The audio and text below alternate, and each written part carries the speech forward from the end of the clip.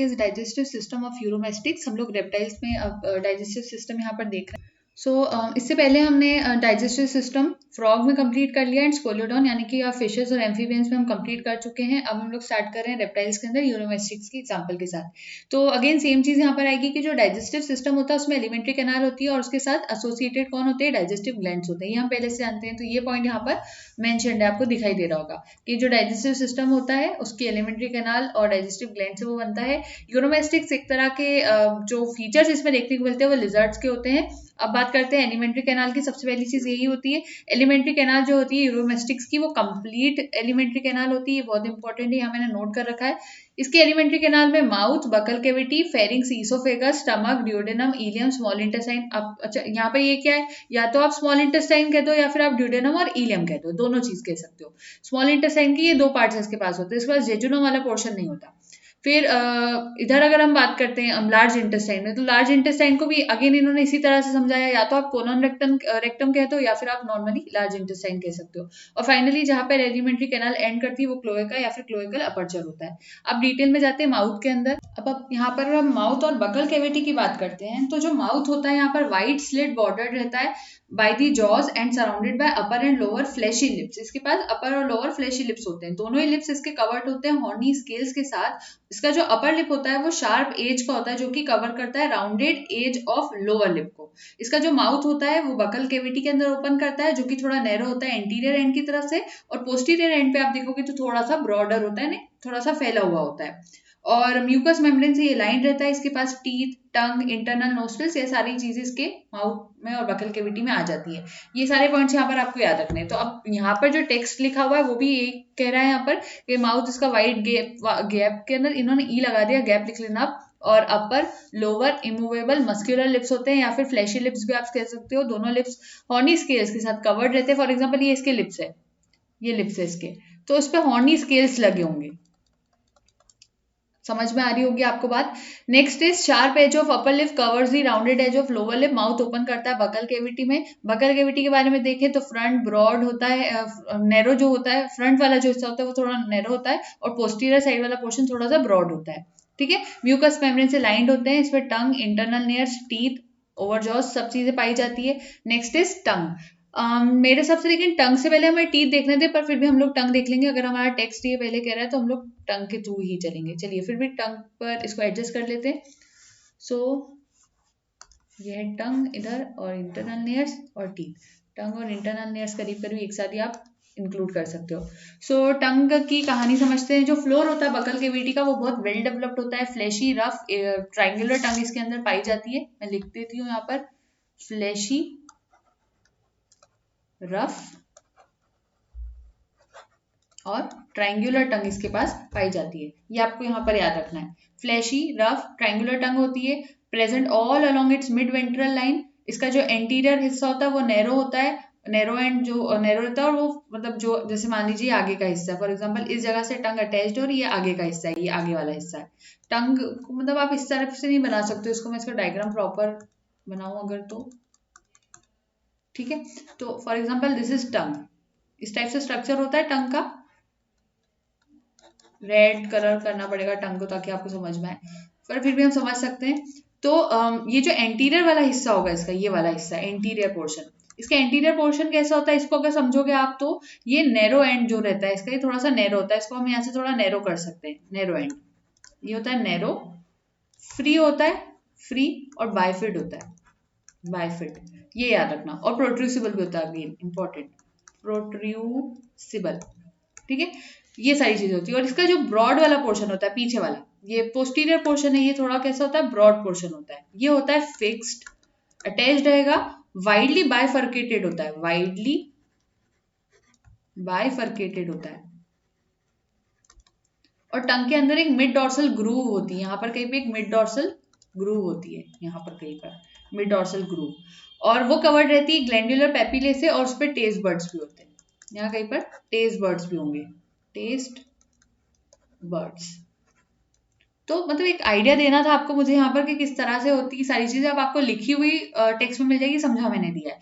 Internal नेयर्स की बात करते हैं यहाँ पर। तो जो एक्सटर्नल नेयर्स होते हैं वो तो एंटीरियरली स्नाउट के ऊपर पाए जाएंगे, जाहिर सी बात है। एक्सटर्नल यानी बाहर वाले, तो वो कहाँ होंगे, उसके स्नाउट पे होंगे। फॉर एग्जाम्पल ये इस तरह से दिखता होगा तो ये इसका स्नाउट होगा, यहीं पर आंखें, ये फॉर एग्जाम्पल इसकी यूरोमेस्टिक्स की।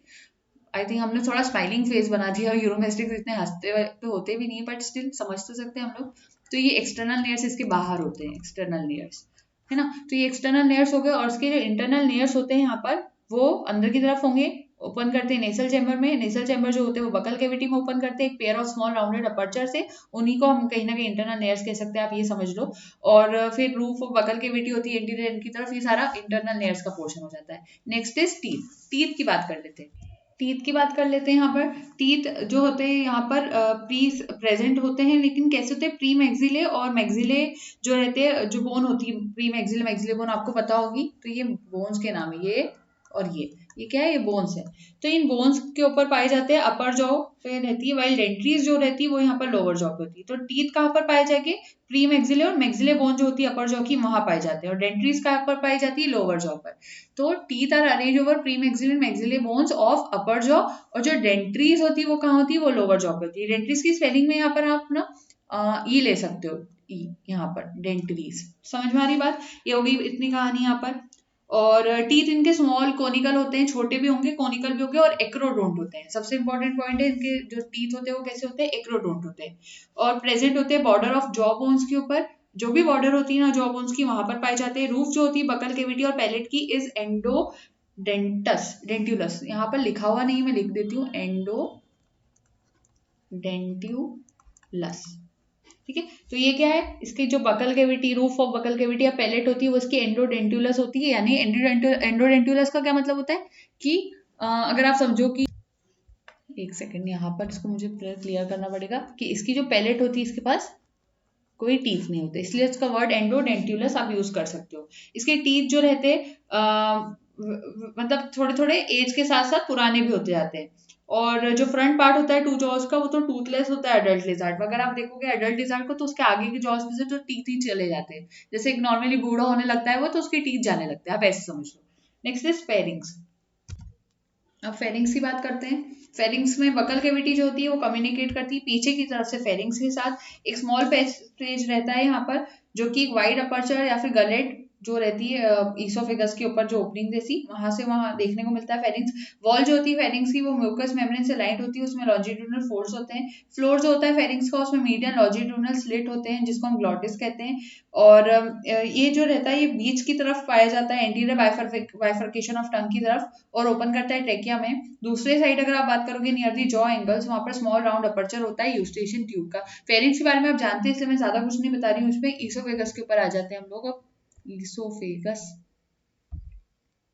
अच्छा ये डायग्राम जो है बकल कैविटी का, इसको ध्यान से देखना और इसको ड्रॉ भी करना है भी इजी, कुछ भी नहीं है डायग्राम में। अगर आप मेरे साथ ट्रेस भी करो इसके डायग्राम को तो कुछ इस तरह से यूं जाएगा।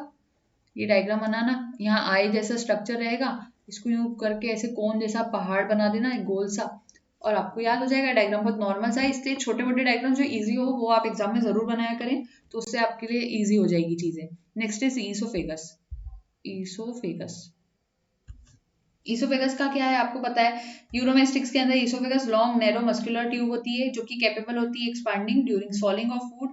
यूं तो थोड़ी नैरो होती है, लेकिन जब खाने को स्वेलो करेगा ऑर्गेनिज्म तो जाहिर सी बात है वो थोड़ा सा वहां पर से एक्सपांड हो सकती है। इनर सरफेस जो होता है यहाँ पर उसमें बहुत सारे लॉन्जिट्यूडनल फोर्स होते हैं। पोस्टीरियरली ये जाकर कहाँ जाती है, स्टमक में जाती है।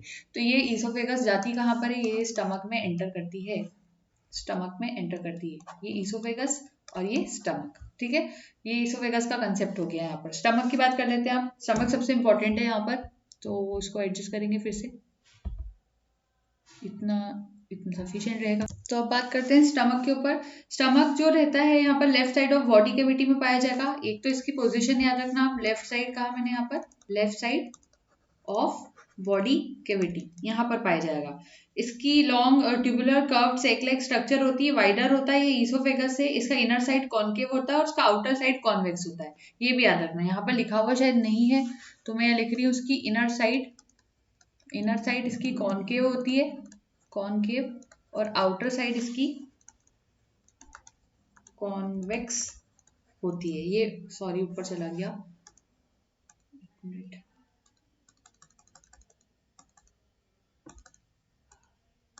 पता नहीं क्या हो रहा है। हाँ अब ठीक है। आउटर साइड इसकी कॉन्वेक्स होती है, ऊपर का चला गया। कॉन्केव एंड कॉन्वेक्स आपको समझ में तो आ गया होगा। तो ये दो चीजें आपको याद रखनी है। एंटीरियर पार्ट जो होता है इसका कार्डियक स्टमक कहलाता है और पोस्टीरियर पार्ट इसका पाइलोरिक स्टमक कहलाता है। तो पी से पी याद रख लेना। कैसे याद रखोगे? एंटीरियर पार्ट ऊपर लिखती हूँ थोड़ा, एंटीरियर पार्ट आगे वाला पोर्शन कार्डियक स्टमक है और पी से पी याद रखना। तो पोस्टीरियर पार्ट पाइलोरिक स्टमक है। समझ में आ रही बात? कार्डियक स्टमक सिचुएटेड होता है, ये वाला जो पार्ट है ना कार्डियक स्टमक, ये सिचुएटेड होता है dorsal surface of the left lobe of liver. जो डोर्सल सरफेस होता है, पिछला हिस्सा होता है लेफ्ट लोब ऑफ लिवर का, वहां पर ये हिस्सा पाया जाएगा। और जो स्टमक होता है वो मीजो गैस्टर के थ्रू एक फोल्ड होता है पेरिटोनियम का, वहां पर से सस्पेंडेड होता है मीजो गैस्टर के थ्रू। वॉल जो होती है स्टमक की वो थिक होती है, मस्कुलर होती है और उसकी जो इंटरनल लाइनिंग होती है वो म्यूकस मेम्ब्रेन की बनी होती है और उसमें बहुत सारे लॉन्जिट्यूडिनल फोल्ड्स होते हैं। इसके फोल्ड्स वेल डेवलप्ड होते हैं कार्डियक स्टमक वाले पोर्शन में, लेकिन पाइलोरिक स्टमक वाले पोर्शन में देखोगे तो वहां पर जो फोल्ड्स होते हैं वो कम डेवलप्ड होते हैं। तो कार्डियक स्टमक वाले पोर्शन में लॉन्जिट्यूडिनल फोल्ड्स जो है, फोल्ड्स वो ज्यादा अच्छे पाए जाएंगे कार्डियक वाले पोर्शन में, पाइलोरिक में थोड़े से कम हो जाएंगे, याद रखना। इसके बाद क्या होता है, जो एंड होता है पाइलोरिक स्टमक का, उसके अंदर कॉन्स्ट्रिक्शन होता है और इंटरनली एक सर्कुलर मसल या फिर पाइलोरिक स्फिंक्टर और वॉल्व बनता हुआ दिखाई देता है। ये जो वॉल्व होता है ये क्या करता है, ये पैसेज ऑफ फूड को from pyloric stomach to duodenum वाले पोर्शन में गार्ड करता है। एक जो फूड है वो आगे बढ़े। मान लीजिए ये स्टमक है, स्टमक का यहाँ पर पाइलोरिक वाला पोर्शन है, ये पाइलोरिक वाला, तो इस पाइलोरिक पोर्शन के वहीं पर कौन सा स्फिंक्टर पाया जाता है, ये स्फिंक्टर है, पाइलोरिक स्फिंक्टर पाया जाता है, जो कि एक वॉल्व की तरह एक्ट करता है, वॉल्व की तरह। और ये कहाँ जुड़ा होता है, ये ड्यूडेनम में जुड़ा होता है, स्मॉल इंटेस्टाइन के पोर्शन में, ड्यूडेनम में। अब ड्यूडेनम में ड्यूड लिख दिया मैंने, इसको आप समझ लेना। तो अब यहाँ पर क्या होता है, क्योंकि फूड को हम आगे बढ़वा रहे हैं, हम आगे पहुंचा रहे हैं, यहाँ से कलर चेंज कर लेते हैं पहले, तो फूड को हम ऐसे आगे पहुंचा रहे हैं तो ये फूड पीछे ना जाए, इसीलिए तो ये वॉल्व यहाँ पर लगा होता है। तो यहाँ पर ये स्टमक की यहाँ पर पूरी कंप्लीट हो जाती है। अब थोड़े एक्स्ट्रा डिटेल्स जो यहाँ पर पढ़नी होगी आप अपने देख के पढ़ेंगे, इसको मैंने समझा दिया जितना इंपॉर्टेंट यहाँ पर था। नेक्स्ट नीचे चलते हैं। ये आया यहाँ पर डायग्राम, ये है यूरोमेस्टिक्स के एलिमेंट्री कैनाल और डाइजेस्टिव ग्लैंड्स का डायग्राम। तो ये आप इसको यहाँ से ड्रॉ करेंगे, इजी भी है, ज़्यादा डिफिकल्ट नहीं है। उसके बाद स्मॉल इंटेस्टाइन पर आ जाते हैं। स्मॉल इंटेस्टाइन, स्मॉल इंटेस्टाइन और इधर आएगी लार्ज इंटेस्टाइन। स्मॉल इंटेस्टाइन में क्या याद रखने की बात है कि इसमें ड्यूडेनम और इलियम ये दो पोर्शंस होते हैं, one and this one is second one, ठीक है, 1 और 2। तो स्मॉल इंटेस्टाइन की कहानी समझते हैं। यहाँ पर लॉन्ग नैरो कॉइल ट्यूब होती है जो कि डिवाइडेड होती है ड्यूडेनम और पोस्टीरियरली इलियम के अंदर। एंटीरियरली बात करोगे तो ड्यूडेनम में, एंटीरियरली बात करोगे तो ड्यूडेनम में, पोस्टीरियरली बात करोगे तो इलियम में। Duodenum anterior part of small intestine होता है जो कि कितना होता है, 10 सेंटीमीटर्स तक लॉन्ग होता है, 10 सेंटीमीटर्स तक लॉन्ग होता है। जो पॉइंट यहाँ पर नहीं है टेक्स्ट में वो मैं लिखूंगी। यू शेप का होता है, ये आपको लिखा हुआ यहाँ दिखाई दे रहा होगा। और ड्यूडेनम में आता क्या है, बाइल और पेनक्रियाटिक डक्ट्स आती है और फिर वो इलियम के अंदर ओपन करता है। तो इसमें बाइल और पेनक्रियाटिक डक्ट आती है और फिर वो जाकर ये जो ड्यूडेनम वाला पोर्शन है वो कहाँ ओपन होता है, इलियम में ओपन होता है। इलियम की कहानी क्या है, ये लॉन्गेस्ट पार्ट होता है स्मॉल इंटेस्टाइन का, longest part of small intestine, ठीक है, लॉन्गेस्ट पार्ट होता है स्मॉल इंटेस्टाइन का जो कि नैरो एंड कॉइल्ड होता है, सिचुएटेड होता है बिटवीन ड्यूडेनम एंड कोलन। यहाँ पर कहाँ सिचुएटेड होगा ये याद रखना पोजीशन, ड्यूडेनम और कोलन के बीच में सिचुएटेड होता है। इंटरनल सरफेस जो होता है इलियम का उसमें wave like longitudinal mucous folds पाए जाते हैं और ये ग्रेट रहते हैं। क्यों ग्रेटली क्या करते हैं, इंक्रीज करते हैं एरिया ऑफ सिक्रीशन और एब्जॉर्प्शन को। तो जैसे हमें अगर ह्यूमंस में बात करें तो स्मॉल इंटेस्टाइन में विलाय होते हैं, फिंगर लाइक प्रोजेक्शंस जो कि एब्जॉर्प्शन के लिए सरफेस एरिया बढ़ाते हैं। इनके पास क्या होते हैं, वेव लाइक लॉन्जिट्यूडनल फोल्ड्स होते हैं, ये लॉन्जिट्यूडनल फोल्ड्स वेवी, ठीक है, वेव लाइक लॉन्जिट्यूडनल फोल्ड्स होते हैं इसके पास जो कि सरफेस एरिया बढ़ाते हैं सिक्रीशन के लिए भी और एब्जॉर्प्शन के लिए भी। तो वेव लाइक जो एरिया है वो सिक्रीशन में भी हेल्प करेगा एंड एब्जॉर्प्शन में भी हेल्प करेगा। फिर ये अटैच होते हैं डोर्सल वॉल से बाय डोर्सल मेसेंट्री। पोस्टीरियरली ये कहाँ लीड करते हैं, लार्ज इंटेस्टाइन में लीड करते हैं। तो अब आता है यहाँ से लार्ज इंटेस्टाइन की, तो स्मॉल इंटेस्टाइन कंप्लीट। अब नीचे चलते हैं लार्ज इंटेस्टाइन में। आगे लार्ज इंटेस्टाइन, यहाँ पर लार्ज इंटेस्टाइन डिवाइडेड होती है दो पार्ट्स में, कोलन और रेक्टम में। कोलन की कहानी क्या है, ये प्रॉक्सिमल पार्ट होता है, प्रॉक्सिमल पोर्शन। फिर उसके बाद लार्ज इंटेस्टाइन का प्रोक्सिमल पोर्शन और अटैच रहता है एंटीरियरली, अगर आप देखोगे तो इलियम से अटैच रहता है। ऊपर वो जो इलियम आपने लास्ट यहाँ पर पढ़ा था इलियम, तो इलियम से जो डायरेक्टली अटैच होता है वो कौन होता है, कोलन होता है। ये बात याद रखना। एंटीरियर एंड जो रहता है इसका ब्रॉडर होता है, जो कि ग्रेजुअली थोड़ा नीचे आकर टेपर डाउन करता है पोस्टीरियर नैरो एंड तक। और जहाँ जंक्शन होता है इलियम और कोलन का, वहां पर एक ब्लाइंड पाउच पाया जाता है जिसको हम कहते हैं सीकम। ठीक है, तो क्या कहा मैंने, जहां पर इलियम और कोलन का जंक्शन होता है, ये इलियम और कोलन, मान लीजिए यहाँ इनका जंक्शन हुआ, ये जंक्शन है इलियम और कोलन का जंक्शन। तो ये जो जंक्शन होता है यहाँ पर, यहाँ एक एक्स्ट्रा चीज पाई जाती है जिसको क्या कहते हैं, ब्लाइंड पाउच कहते हैं।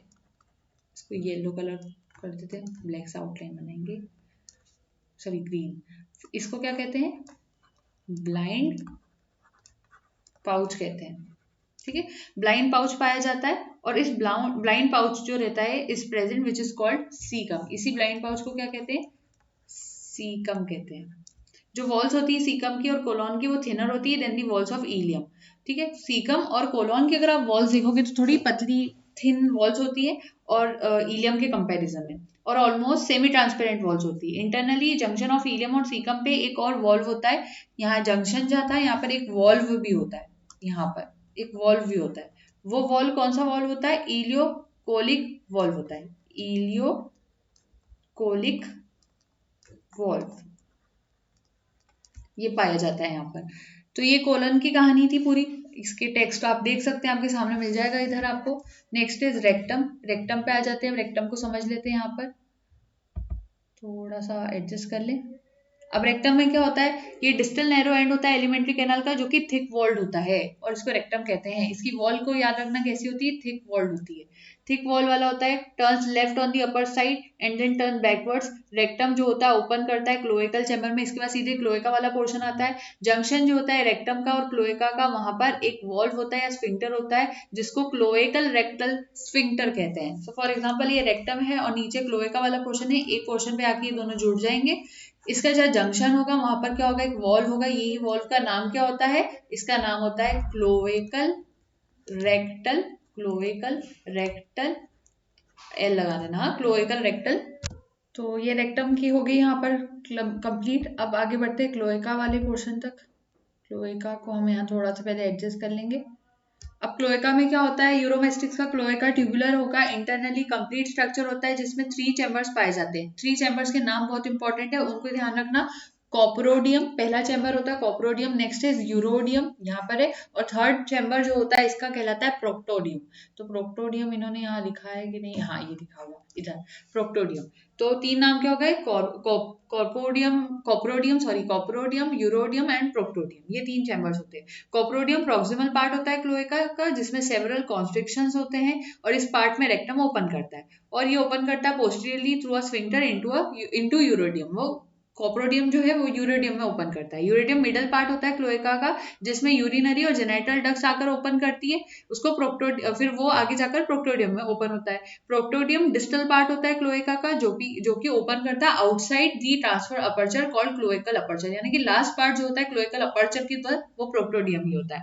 और ये junction of trunk and tail on ventral surface की तरफ पाया जाता है। तो ये तीनों के बारे में मैंने आपको डिटेल्स बता दी है यहाँ पर। अब आगे बढ़ते हैं। तो यहाँ पर ये वाला पोर्शन हो गया कंप्लीट क्लोएका का। उसके बाद यहाँ पर आपके सामने थोड़े से डायग्राम है, टीएस ऑफ स्टमक शो किया गया है, इस डायग्राम को ध्यान से देखना है आपको। उसके बाद यहाँ पर डाइजेस्टिव ग्लैंड्स आ जाते हैं। अच्छा ये पोर्शन यहाँ पर देख लेना। अब डाइजेस्टिव, तो ये आ गए यहाँ पर डाइजेस्टिव ग्लैंड्स। तो यूरोमेस्टिक्स के जो डाइजेस्टिव ग्लैंड होता है एलिमेंट्री कैनाल के साथ साथ एसोसिएटेड होते हैं gastric glands, liver, pancreas, intestinal glands. एक यहाँ पर मेरे हिसाब से इन्होंने 4 बताया, आपको यहाँ पे एक सलाइवरी ग्लैंड्स भी यहाँ पर हमें इंक्लूड करना चाहिए, तो मैं यहाँ पर एक्स्ट्रा ऐड कर रही हूँ। ये 1 2 3 4 चल रहा है ना, ये 1 2 3 4 है, तो आप इसको क्या करना, 5th पे आ जाएगा इंटेस्टाइनल ग्लैंड, 4th पे ये आ जाएगा, 3rd पे ये आ जाएगा, 2nd पे गैस्ट्रिक आ जाएगा, और 1st पे आप एक काम करना सलाइवरी ग्लैंड्स लिख लेना। सलाइवरी ग्लैंड्स, हम लोग पहले सलाइवरी ग्लैंड्स को भी यहाँ डिस्कस करेंगे, वो भी एलिमेंट्री कैनाल में रहते हैं, तो हम उसको भी क्यों ना यहाँ इंक्लूड कर लें। तो एक साइंटिस्ट थे जिनका नाम था कीट, KEITH, कीट। तो उन्होंने कहा कि few salivary glands buccal cavity में पाए जाते हैं यूरोमेस्टिक्स के अंदर, और वो जो सलाइवरी ग्लैंड्स होते हैं वो क्या करते हैं, वो म्यूकस को सिक्रीट करते हैं। कीट कौन है, वो साइंटिस्ट है। ये कोई ग्लैंड नहीं है, इसको नहीं तो कई स्टूडेंट्स का भी ध्यान नहीं दिया हो तो इसलिए मैंने लिख दिया। अब बात आती है गैस्ट्रिक ग्लैंड्स की। तो gastric glands mucous membrane of stomach में पाए जाते हैं और वो गैस्ट्रिक जूस इन स्टमक को सीक्रेट करते हैं। तो उसकी पॉइंट्स आप यहाँ से देखते हुए चलिए। अब मैं यहाँ थोड़ा सा टेक्स्ट नीचे ले लेती हूँ। तो ये आ गए हम लोग गैस्ट्रिक ग्लैंड्स पे। कहानी है इसकी, उसकी समझ लेते हैं क्या कहानी है। तो ये गैस्ट्रिक ग्लैंड्स है और ये गैस्ट्रिक जूस सिक्रीट करते हैं स्टमक के अंदर। एक्स्ट्रा पॉइंट्स भी है यहाँ पर, और एक्स्ट्रा पॉइंट्स को आपको पढ़ना है, ऐसा नहीं कि मैंने रीड नहीं करा या मैंने समझाया नहीं तो आप नहीं पढ़ रहे हो। तो अब बात करते हैं लिवर की। लिवर कैसा होता है इसके बारे में बहुत सारे पॉइंट्स यहाँ पर है, इसमें से जो मेन पॉइंट्स है मैं वो सारे पहले बता देती हूँ आपको। एडजस्ट कर लेते हैं। लिवर, ये आ गया लिवर। अब लिवर में क्या है, ये बाइलोब्ड होता है, डार्क रेड कलर होता है, ब्राउनिश रेड लिखा है, dark brown red. Right lobe इसका बिगर होता है, राइट लोब को देखोगे तो वो ज्यादा बिगर होगा, बिगर। और इसका लेफ्ट, और बिगर भी होगा लॉन्गर भी होगा, एक चीज और, बिगर भी होगा लॉन्गर भी होगा। और जो लेफ्ट लोब होता है वो स्मॉल होता है। फिर पाया कहा जाता है liver present between lungs and behind the heart, heart के पीछे और लंग्स के बीच में। क्या कहा मैंने, हार्ट के पीछे लंग्स के बीच में, वहां पाया जाता है। और इसके बीच में दो लोब्स होते हैं गॉल ब्लैडर के, वो भी पाए जाते हैं। गॉल ब्लैडर जो रहता है वो अपनी सिस्टिक डक्ट जो रहता है वो देता है। फॉर एग्जाम्पल ये गॉल ब्लैडर है और ये ट्राइंगुलर शेप में लिवर है। तो गॉल ब्लैडर से जो वेन्स आएगी, या आप कह सकते हो आप डक्ट्स आएगी, वेन्स नहीं कहना चाहिए, आई एम रियली सॉरी, मेरे मुंह से यहाँ पे वेन्स आ गया बाहर, वेन्स नहीं याद रखना आपको। हाँ, सो यहाँ से डक्ट जो बाहर आएगी उसको कहेंगे सिस्टिक डक्ट, और इधर हिपैटिक डक्ट, ठीक है। और ये दोनों मिलकर नीचे की तरफ जाकर कॉमन बाइल डक्ट बना लेती है, या कॉमन बाइल डक्ट नहीं, सिर्फ आप बाइल डक्ट लिख लो इसको, तो बाइल डक्ट बनाती है। फिर बाइल डक्ट जो रहती है वो ओपन करती है ड्यूडेनम में, ये कहाँ जाती है, ड्यूडेनम में जाती है। फिर another bile duct from left lobe also open into duodenum, ये एक राइट लोब से बाइल डक्ट आ रही थी, एक उधर लेफ्ट लोब से भी आती है, तो वो भी ड्यूडेनम में आ जाती है। ये दो बाइल डक्ट्स आ गई। फिर एक बाइल डक्ट जो रहती है, ये जो दो बाइल डक्ट्स होती है वो ओपन सेपरेटली करती है ड्यूडेनम में। इस तरह से यहाँ पर ये पूरा कंसेप्ट बनता है। तो ये लिवर में आप इतनी चीजें याद रख लोगे ना, वो भी सफिशिएंट है। अब देखो यहाँ पर यूरोमेस्टिक टीएस ऑफ ड्यूडेनम का डायग्राम है। अब उसके बाद यहाँ पर पेनक्रियाज आ जाता है और फिर इंटेस्टाइनल ग्लैंड। पेनक्रियाज में क्या पॉइंट इंपॉर्टेंट है वो देखते हैं। पेनक्रियाज, तो पेनक्रियाज का क्या है कि ये व्हाइटिश होता है, व्हाइट नैरो होता है। फिर उसके बाद इसका क्या होता है कि इलोंगेटेड ग्लैंड्स होते हैं, elongated glands which are situated, ये क्या होता है, इलोंगेटेड ग्लैंड्स होते हैं जो कि सिचुएटेड होते हैं between stomach and duodenum, between stomach and duodenum यहाँ पाए जाते हैं। पेनक्रियाटिक डक्ट कहाँ ओपन करती है, ड्यूडेनम में ओपन करती है before the opening of bile ducts. फिर उसके बाद आती है बात इंटेस्टाइनल ग्लैंड्स की। हम लोग इंटेस्टाइनल ग्लैंड्स को यहाँ से देख लेते हैं। अब मैं इसको थोड़ा सा नीचे ले रही हूँ। अब इंटेस्टाइनल ग्लैंड्स को देखना, ये न्यूमरस माइन्यूट इंटेस्टाइनल ग्लैंड्स जो रहते हैं म्यूकस मेम्ब्रेन और स्मॉल इंटेस्टाइन में पाए जाते हैं, और ये क्या करते हैं, इंटेस्टाइनल जूस को सिक्रीट करते हैं डाइजेशन ऑफ फूड के लिए। सारी बातें आपको इंटेस्टाइनल ग्लैंड्स में भी यहाँ पर मिल जाएगी। तो यहाँ पर हमारा ये पूरा टॉपिक डाइजेस्टिव सिस्टम यूरोमेस्टिक्स के अंदर कंप्लीट हो जाता है। नेक्स्ट टॉपिक हमारा डाइजेस्टिव सिस्टम ऑफ पीजन पे रहेगा, तो पीजन पे रहेगा, बर्ड्स पे रहेगा basically. So I think we should stop the video now. Thank you so much and don't forget to like, share and subscribe. Happy learning.